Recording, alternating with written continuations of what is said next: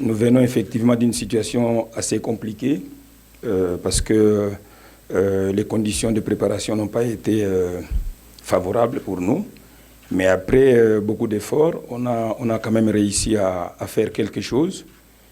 Et par rapport à l'état d'esprit, je pense que à ce stade de la compétition, comme vous l'avez dit, le match de demain, c'est un match déterminant.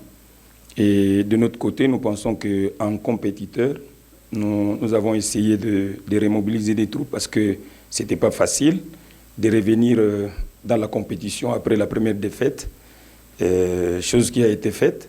Et aujourd'hui, nous pensons que nous sommes au point et nous pouvons dire que le match va se jouer dans des conditions normales. Pourquoi? Parce que nous avons des informations sur nos adversaires et nous-mêmes nous avons travaillé, sachant qu'à chaque match, une vérité. Et nous pensons que nous sommes prêts pour jouer ces matchs-là. Ça va être difficile, nous savons, mais pas impossible. C'est un effectif. Nous pensons que s'il faut tabler sur les individualités, ça va être compliqué. Donc nous travaillons sur le collectif et demain vous verrez une équipe de la RDC qui va monter sur le terrain pour jouer contre l'Angola. Je pense que le football en lui-même c'est un sport, c'est un jeu à incertitude. Quoi que vous travaillez, quoi que vous étudiez l'adversaire, comme vous le dites, nous on a étudié par rapport aux éléments, aux informations que nous avons sur nos adversaires. De même, ils ont fait des recherches pour étudier. Donc, je sais en tant que technicien ou pratiquant du football que le football, c'est juste des détails de fois. Et quoi que vous travaillez, vous ne pouvez jamais réduire les incertitudes du football à zéro. Donc, les incertitudes persistent.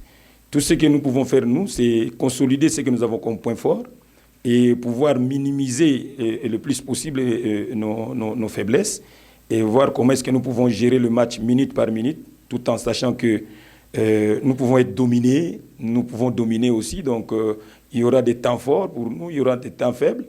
Le plus difficile, c'est gérer les temps faibles.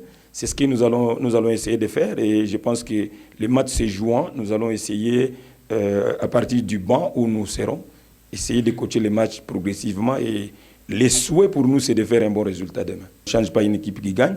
Est-ce une vérité? C'est une phrase qui se prononce comme ça. Moi, je pense que à chaque match, une stratégie, une équipe qui gagne peut être modifiée. Donc, cela dépendra des éléments à notre possession. Mais après, je le répète, nous aurons une équipe de la RDC avec 11 bonhommes sur le terrain qui vont jouer contre l'Angola. Et je le répète, ça va être difficile parce qu'en face de nous, nous avons une équipe très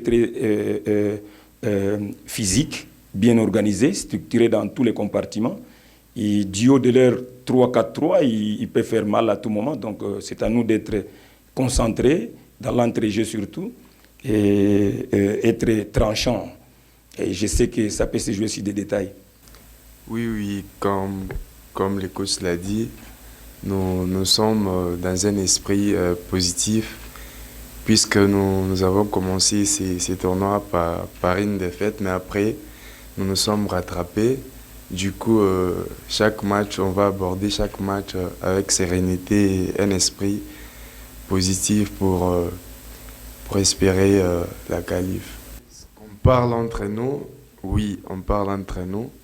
Et on se dit que c'est un match très important, un match très décisif pour nous. Dans les groupes, on a des grands qui sont expérimentés. On a Michel qui nous motive, il nous dit de positiver, il nous encourage. On sait que ça va se jouer demain. Du coup, il nous donne des conseils du genre ne pas stresser, être calme et tout, et que ça va passer, que ça va bien se passer.